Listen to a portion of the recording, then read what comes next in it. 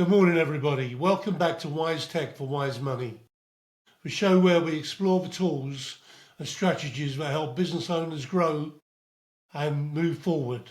I'm your host, Gary Wayne, founder of A1 Solutions International, where we help wealth managers, RIAs, and family offices scale through precision growth systems, AI-powered client acquisition and operational strategy. Today's episode is all about building and growing the value of your business and preparing for a smooth and profitable exit. I'm joined today by Steve deTray of Freedom Path Planning, who specialises in helping business owners understand what their company is worth, identify growth opportunities, and develop a clear plan for increasing value over time. Steve, it's really good to have you on board. Thanks for joining us. Thanks, Gary, for having me. Looking forward to it. So perhaps you can introduce yourself and tell us a little bit about your journey and how you came to Freedom Path. Yeah, absolutely. So right out of college, I was in wealth management. Ended up working my way up being to the managing partner. So for 15 years, I was in wealth management. I had an opportunity come up that I had to make a choice in 2019. I had a good old 2-month time window of making that choice. Reached out to my RIA, registered investment advisor at the time, who runs compliance. And so went through them. They said, well, we know what you're doing, totally get what you're doing, but you're the only one doing it. So because of that, we're going to say we're not going to do it because we don't want to have the compliance of just one off for one advisor.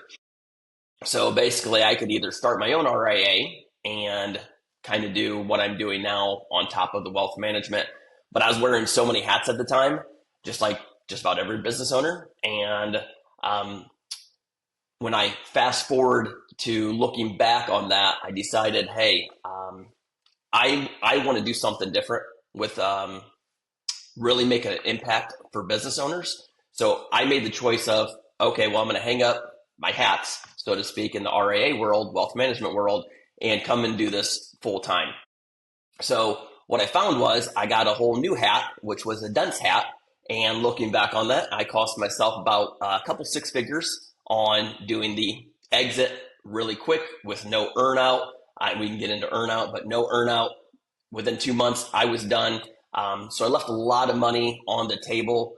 And looking back, happy, really actually much more fulfilled doing what I'm doing now compared to that career in my past, but really kind of motivated me even more to make sure business owners are definitely knowing what their exit is going to look like, and so they don't make the mistakes that I made and don't leave money on the table. They're super happy with their exit. So how would you describe what you actually do as a service? What is the fundamental base of the company? To help people with their exits? How would you sum it up, basically? Yeah, so to summarize it, really we focus on building the value of the business. And we focus on it from the eyes of a buyer. Because when you're a business owner, you're in your business. The risks that a buyer's looking at and recognizes, more often than not, the seller or the owner in this case really doesn't focus on those just because they've been running the business 20, 30, 40 years. Either they started it or second generation. So they know the business inside and out. So they don't view those risks the same as what a buyer does. But at the end of the day, the buyer's the one that's going to be looking at buying the business. Really what we do is we grow that business and make it very attractive to buyers. And then we start with the end in mind. What's the ideal exit look like for the seller, for the owner? And reverse engineer everything to that point. So really we focus on building the value, and just by doing that in our process, it makes the business that much more attractive, I should say, to more buyers. And you almost have multiple options with your exit strategy just by doing that. So we build value inside the business. Fantastic. I mean, a lot of owners actually always have an inflated view of what their company's worth. How do you get them to understand the real value of their business and how they should go about that sale? Yeah, so that's a good question, Gary. A lot of and I'm surprised but not surprised doing this for almost 6 years now. Uh, I've talked to so many business owners and asked them, well, what do you think the value of the business is? And they have no idea, or they have a gut reaction of, I think it's worth this. Um, and really never had a formal valuation. So just hadn't have an idea in their head. Even more, I talked to what do you need out of the sale, out of this business to give you the ideal retirement lifestyle you want in your next journey once you transition out of being owner of this. And even more have not thought of that. That the response I normally get is, I've never even thought about that. That's a good question. So it almost blindsides them, even though you'd think fundamentally they would have thought of, hey, I know I need to get X out of this. And then the question is, can I even get X out of this? So too often than not, I think the stats are 89% of business owners have never had a formal valuation on their business. So they really are shooting from the hip. They have no idea. So they don't look at PE ratios or, like they do in the stock market or anything like that. But they just don't have a clue. How do you approach helping them identify that value and opportunities to create strategic plans to maximize value? I know you touched on it earlier. You look from a buyer's point of view, but when you get down to the nuts and bolts, how do you actually do it? So we start our process really high level. We do a business readiness score. So how ready is the business to exit? We do a personal readiness score. How personally ready is the business owner to exit? And then from there, and we do a profit gap analysis. So here's where your business stands. Here's the profit gap of what we think we should be able to get your business to without changing revenue or anything like that. But our next step, and foundationally, before anybody really starts working with us or just engages us to grow their value, we do a business inside report, which that does, we do a valuation, an actual valuation on the business. We do profit gaps, really detailed profit gaps. You fix this, your profit goes from here, or sorry, your value goes from here to here. We fix that and we focus on the next thing. It goes to here, all the way up to a strategic buyer and fixing everything in between. So you are best in class. You are a very desirable business, solving all the issues. One of the things that I think the aha moment for most business owners is in that process. When we're doing that process, we have 150 non-financial questions. So when we kind of go back from a buyer standpoint, a buyer's going to look at, hey, is this business even look good enough for me to start doing due diligence? That's the financials, right? So are the financials good enough? Is there profit, right? A non-profitable business, nobody's really interested in. But is there profit? Great. That opens the door, so to speak. And most business owners think that's going to get them across the finish line. But in reality, the number one reason a business doesn't sell that on paper looks good is because there's a value gap, meaning the business owner is expecting, I'll just pull out a figure, $10 million. On paper from the financials, could be worth $10 million. But then when the buyer starts going in, and I go back to that 150 due diligence non-financial questions where all the risks come out, and the buyer's going, hey, here's a risk here. Oh, here's another risk here. That's a really big risk. So instead of $10 million, we're going to probably offer you 7.9. And the owner's going, well, I needed 10 to have the retirement that I want, so I'm not going to sell. I can't sell. So it kills the deal.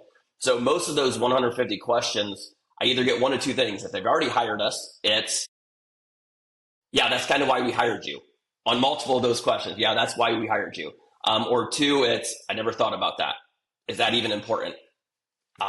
So I would say that's kind of where we focus a lot of it. Is the most eye-opening is that due diligence, non-financial risk that business owners don't realize that they have in their business. So do you help them restructure, i.e. with their processes, the way they actually deliver to market, etc.? You revamp the business with them? Yeah. So We have, like I said, with the Business Insight Report, it gives them pretty much a roadmap, high-level roadmap. Here's all of the opportunities, which are also your weaknesses, right? Here's the opportunities you need to fix. If you go to market, you're gonna either have to give an answer for them, and if you don't have it solved, you better have a good answer why, because if not, they're gonna beat you up on price.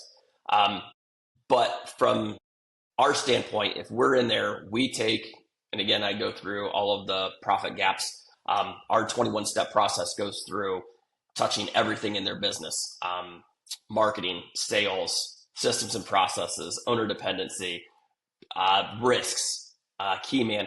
So we touch everything to make sure that they are best in class, and that when they do go to market, they have ideally multiple offers, or they can identify a strategic buyer, or again, if they want to hand it over to the employees, like through an ESOP or family. Again, we solve everything, so when that exit does happen, they are handing off a best in class asset, if you will. I mean, a lot of people buy businesses for freedom, and you're hoping they're going to have a better quality of life. But a lot of them obviously end up, not working on the business, but working in the business. How do you help them with that and regain control, so they can grow and enjoy their business? So honestly, and that's a perfect example. Owner dependency, most small to medium-sized businesses, the business is owner dependent. And let's be honest, by definition, right, you are the one employee that is not going to stay long-term. I'm buying you out, right? I can keep on everybody else in the company long-term if they aren't close to retirement age or wanting to retire. But by definition, you're the one person. So what a lot of them are really good at, they're self-driven, self-motivated. They started their business usually, to your point, usually for time freedom and money freedom. Most of the ones that we work with have the money freedom, right? They've got money, they've got a good source of revenue, profit coming from the business, but they don't have time freedom, right? Their business is all consuming in their life. They're missing sporting events for their kids, anniversaries, birthdays, just because they're so busy running their business. One of the keys that a buyer looks for is most buyers, when I mean most, I'd say 99% of buyers aren't looking to buy a job. But if you really peel the onion back on that business, and a business owner is very dependent, or the business is dependent on the owner owns a job. They don't own an asset. So a buyer is not interested in buying a job. They're buying an investment, they're buying an asset to have that asset work for them. So when you look at it, that's one of the fundamental things we actually do when we're working with an owner, is there's so many different things we need to do, but usually get them out of that role or multiple roles. A lot of times they're the head salesperson. They're the head customer service representative, if you will. Everything rises and falls based on what they do. So if we can get them out of that and actually build the business into an actual asset instead of a job, go ahead. No, go. So the other cool thing about that is when we do it that way, what we found is a lot of times a business owner will come to us, hey, I want to sell in 6 months. That's unrealistic. If you want to maximize, you're basically where you are. There's really no pulling the levers, because anything you do, you got to prove to the buyer that it's working. So let's just say we fix a marketing system and we put it in now. Well, we say you need to have it seasoned.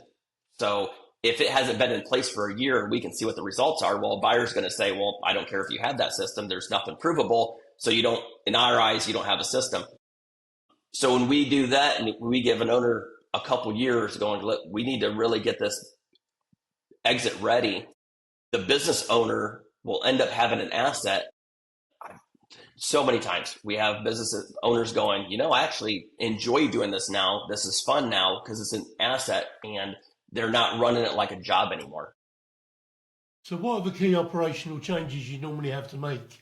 Is it process optimization, delegation, team empowerment? What are the things that you find stand out the most on a regular basis? So honestly, it's that owner dependency. And we need to get the team ideally to start either thinking like owners, if possible. And we also need to get the team to be empowered. So not everything's landing on the owner's shoulders, so to speak. Systems and processes. There's a lot of times they'll have systems that they put in place, or even a process, even if it's written down, a lot of times it's so outdated that if I can't pull it up and follow the process, well, then it's like you don't even have it. So a lot of what we do is focus fundamentally, like what a good business should be. We focus on fixing that and then getting the executive team. And too often than not, there's not even an executive team, right? So we have to put in place an executive team, which again, just doing something like that in the eyes of a buyer, once again, in the eyes of a buyer, I'm coming in and I don't want to be the CEO. I just want to own this asset. If you've got an executive team, existing team that knows what they're doing, knows how to run it, well, that's just so much more attractive to me because I don't have to go out and find an executive team. And if I do, I'm sure going to beat you up on that price. So do you actually go out and employ with them, or do you actually try and do it from within? Ideally, we can do it within. It's usually always better if you can promote from within, because there's the learning curve is a whole lot less, right? They already know your culture. They already know a lot of the job. But if we have to, we even go out and find, let's just say they need a CFO or a CEO. We need to replace the owner. Like we go out and find fractional CFOs, fractional CEOs. So then that way we can really get the owner comfortable with having somebody in them temporarily and see how they're running the company. It gets the owner less risk. We're not hiring somebody full time that we have to let go. Fractional is a temporary basis. So we even look at doing that. And then we really start fine tuning who we need to fill this role as CEO. And ideally, they can still be in that position when we sell the company, because again, the buyer is going to look at that going, oh, I don't even have to replace the owner or the CEO. We've got one. They're doing an awesome job. They've been in the role for 12 months. We got a track record now. When's the best time to start thinking about selling? I mean, if you wanted to sell your company, I've been told by other people that you should actually have a 5-year plan. Would you agree with that, or do you think, a lot of people leave, they think, I'm going to sell my company, and they go to sell it like they think they're going to sell it in the next year, but they're actually not even ready. I mean, what's your advice to those people? What sort of time period do they need to sell it without actually risking value? Yeah. So that whole analogy, when's the best time to plant a tree, right? 20 years ago, right? When's the second best time? Today. Honestly, when you start your business, you should start already planning for exit. And if you look at it and a lot of people think exit planning and business strategy is two different things. We look at it as the same thing, right? So if it's good to build your value and it makes your business more attractive, then you just have a better running business. So why would you not want that day one, right? Why would you want to? And too often you look at it, and we just touched on it, but you get a business owner that starts, they want time freedom and money freedom, but what they end up getting is usually just money freedom because they didn't build it with the exit in mind. So ideally you start from day one. Now, unrealistic, because most listeners are probably already in that situation where, hey, I've got a business. And honestly, I usually tell people the second best time is 7 to 10 years out. Now, reason I pick 7 to 10, private equity is usually the number one buyer right now in small to medium sized companies. They usually have what we call an earnout as part of their package when you're getting bought by private equity. What an earnout is we sell the company and you have to stay on a number of years. Usually it's 3 to 5 years, sometimes 7 years. So if you want to fully retire at, let's just say 60, right? Then you need to already have the buyer in place. And if it's private equity and that's who you want to sell to a third party, chances are it's going to be private equity. You need to sell by 53 because then by 60, that's your ideal exit. By 60, that's when your earnout's going to finally happen.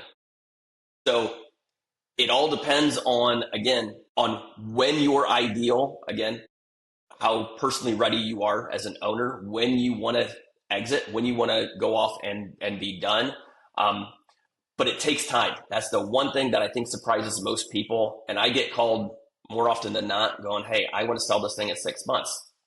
And Basically, it's go to market. You look at selling your house, right? And you want to sell it, it would be like saying, hey, I want to sell this thing next week. Okay. Same analogy is whatever's the house, how the house sits is how the house sits, right? If the bathroom needs remodeled, well, it's not getting done in a week. So the house's value is going to be what it is. Now, if you want to get maximum out of your house when you sell it, you could call in a realtor and go, hey, here's my house. What should I change to get top dollar? Okay, you need to remodel that bathroom. Great. That's going to take 6 to 8 weeks with construction anymore. It could take 3 months to 5 months, right? So then you go to market because you fixed the glaring issues in that asset, in this case, a house versus a business. With a business, it just takes longer because there's so many moving parts, and most owners have not focused on that from day one. So we've got to start. I usually tell everybody, give it a minimum 18 to 24 months, and you can get 90% there if you work really hard. I think it would be a lovely situation if everyone had your knowledge, if they started a business today and thought, right, I'm going to build this, but it has to be ready to sell at any moment. I think the trouble is with most owners, they get so involved in the business, they can't see the wood for the trees, and they can't think beyond what they're doing next week, let alone in a year's time. Do you offer a service where if I was starting a business today, I could come to you and say, I'm starting a business. How do I actually plan for exit in 10 years' time? Do you give that service? We don't usually focus with startups because, and what we found, not that it wouldn't be beneficial, but they usually are on a shoestring budget and they're too busy getting revenue. So once they start getting revenue and have, I guess, even a proven track record of, hey, you have a business, because too often than not, I'm sure you're well aware of this, most businesses fail within 12 months to 3 years, depending on the industry. So until they get to that point, it doesn't usually make sense to invest in what we do. It would be, hey, we need to make sure we have an actual viable business, and then go from, now that we have a viable business, to your point, that would be, we could help them from that point on. But until they really have a viable business, we usually don't get involved. Okay, you mentioned earnouts. Obviously, the US is very different to the UK. When you talk about earnouts in the US, is that to do with vendor finance, or is it two different things? Yeah, so what an earnout usually is, and if we look at private equity, earnouts are very popular in service industries. Think wealth management, right? Think accounting firms, things like that. So what an earnout is I'm going to sell in private equity. Usually what happens is private equity will try and give you 50 to 51% buyout. So they're going to own 51%. So they're going to do that for a couple of reasons. One, they keep more of their capital. They're only giving you half of what the company is valued at. And they're going to pay you out the other 49% over 3 to 5 years. You're going to stay on either as an advisory role, say you're sitting on the board, as managing partner, one of those things. And let's be honest, that's pretty much a lot like running your company. So you're still getting paid to run your company. So you're not out. That's what an earnout is. A lot of times in service businesses, it's a 5-year earnout or 2-year earnout, meaning you're going to get X amount and you're basically self-funding your own exit. And if we look at it, and we won't get into it today, but for the most part, most businesses or business owners are going to self-fund, depending on their exit strategy. They're going to self-fund part of it, however that looks. So here's vendor finance as such. In the UK, no one seems to want to do that at all. Yeah. I know that in the States it's quite regular practice, but in the UK we find that people just what they expect is all their money up front, which is why so many companies never get sold. And the stat is somewhere around only 20%. And this always shocks me, but 20% of businesses will actually sell. 80% don't. Scary. So mathematically, I always tell people this. I have a boy that's in the Marine Corps. He's stationed out in San Diego. I've been out there visiting him. Well, right south in San Diego is Coronado Island. That's where they train the Navy SEALs, right? So if you want to become a Navy SEAL, you got to go through BUDS, it's their training program. It is one of the toughest and most attrition, meaning most fail rate in all special forces and all the military. I looked them up. They've got an attrition rate, depending on the class, of 70 to 80%, meaning you got a 20 to 30% chance of becoming a Navy SEAL if you go to training, right? From all the stats we have on businesses selling, you only have a 20% of actually selling your business. So you mathematically have a better chance of becoming a Navy SEAL than you actually do of selling your business. That's And amazing. that's scary. That's amazing. How do you assess whether an owner is personally and financially ready for a sale of succession?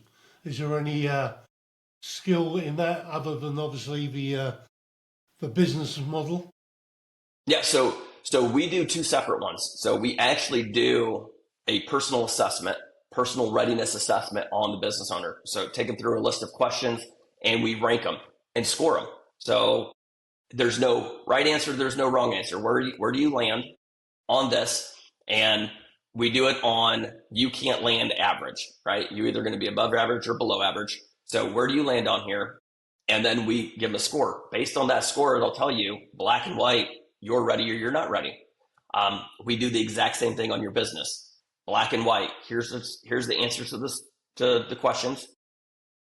Where do we fall on a mathematical scale? You're either ready or you're not ready. On we talk about baby boomers and all that, and they're obviously the guys who are generally looking to sell in 10 minutes and realizing that the reality is not that easy.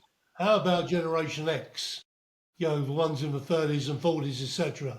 Are they more aware? Are they planning better in their sales? And if they inherit, obviously and they intend to build that business a bit more, are they planning in a speedier fashion than say their parents?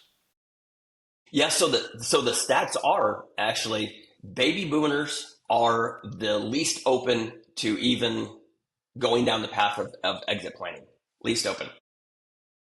As the generations decrease, right, and going all the way down to millennials, they are usually the most, every next generation is more open to the idea of exit planning early on, not because they're wanting to sell right now, but they want to plan early on, which the funny thing is I can give story after story of clients, but not even clients. People came to me, hey, I need to sell my business, and I have to tell them they can't. But just 3 years prior or 2 years prior, they actually had multiple offers, decided not to sell. And then for a number of reasons, depending on the business we're talking about, at that point, they were going to start over from scratch because they didn't have a sellable business.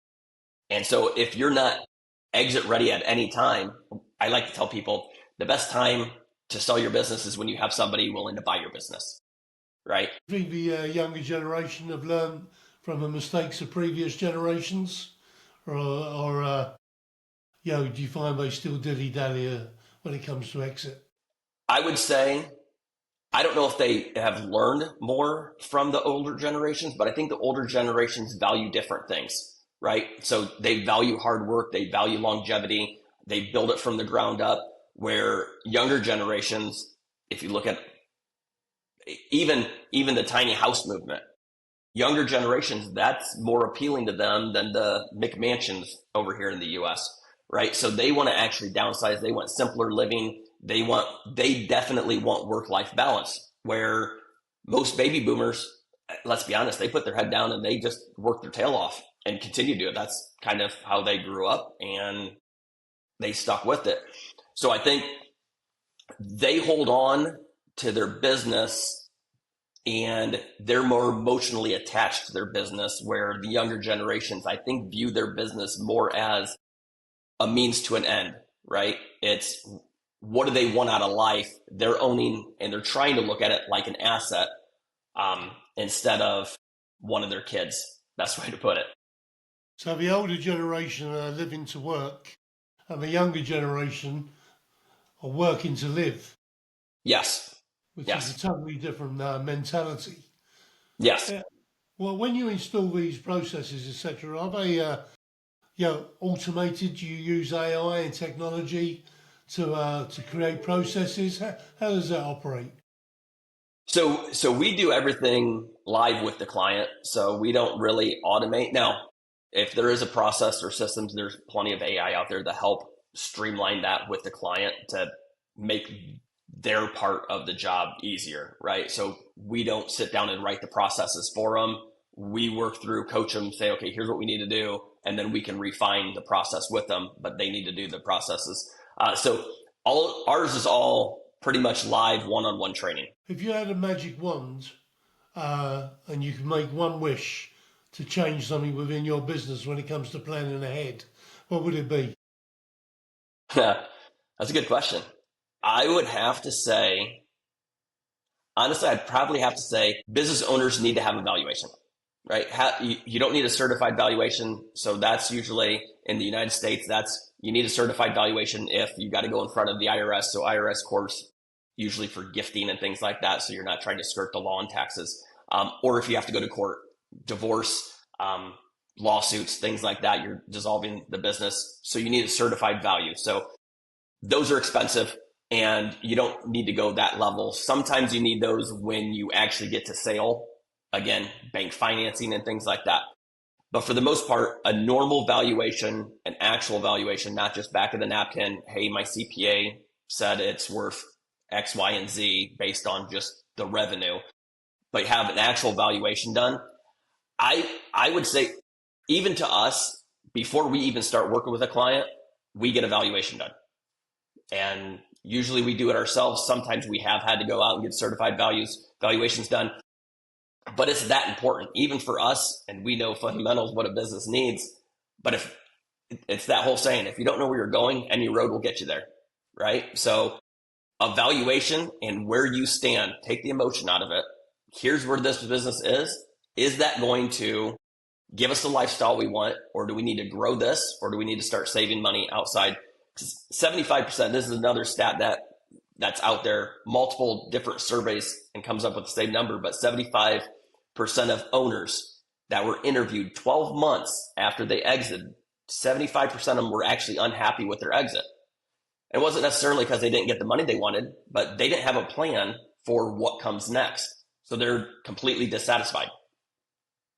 So I'd say if I could do a magic wand, I would say every business owner should have a valuation done at least every 2 years or every 3 years. Know where you're at so you can know where you're going, because most of them are just flying blind. So, can I tell how different is a certified valuation to the type of valuation you do? Or is it really much the same and you just paying for a fancy name? Yeah, yeah. So it's funny you asked that. So if you, and you can even look this up, right? But if you go and have 5 certified valuation experts analysis, 5 different ones, get the exact same information on the business, you're going to get 5 different valuations, right? They're all going to be close, but you're going to get 5 different ones, right? And they're going to have to be able to, the certified part is the fancy letters behind their name. They have to be able to testify of why they're coming up with these numbers and where they got them from, right? Bias. A normal valuation could be within 2 to 3% of that. Could be higher, could be lower. But it should be all having the exact same data. It should be all really close. And I always tell people, a valuation, just like your house, right? You get an appraisal done on your house. It could be $400,000. It could be $700,000, right? That doesn't mean that's the price you're going to get when you sell that house. You could have a bidding war, or you could have somebody going, I'm the only buyer out here. Nobody else is willing to spend $750 for this house. I'm going to give you $680, right? So the value could be $750. The price is what you negotiate. And again, this is where a lot of a lot of owners of businesses don't get, is just because you get a valuation, let's say it comes in at 10 million. If we don't fix those fundamental risks that are inside that business and you're not aware of them, a buyer's going to come in, they're going to be aware of them, and they're going to go, yeah, we can't give you 10, even though it's probably worth 10, but we need to fix that problem for it to be worth 10.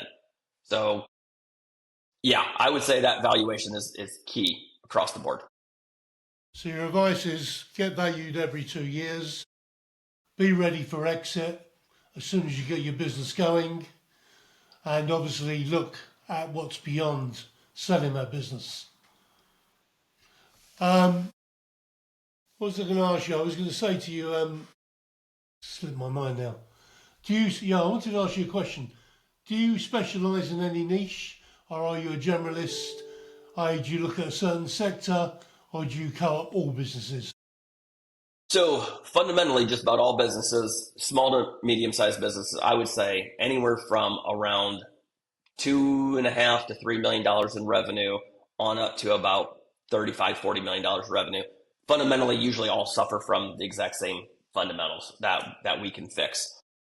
Who we focus on, a lot of what we focus on is service-based industries.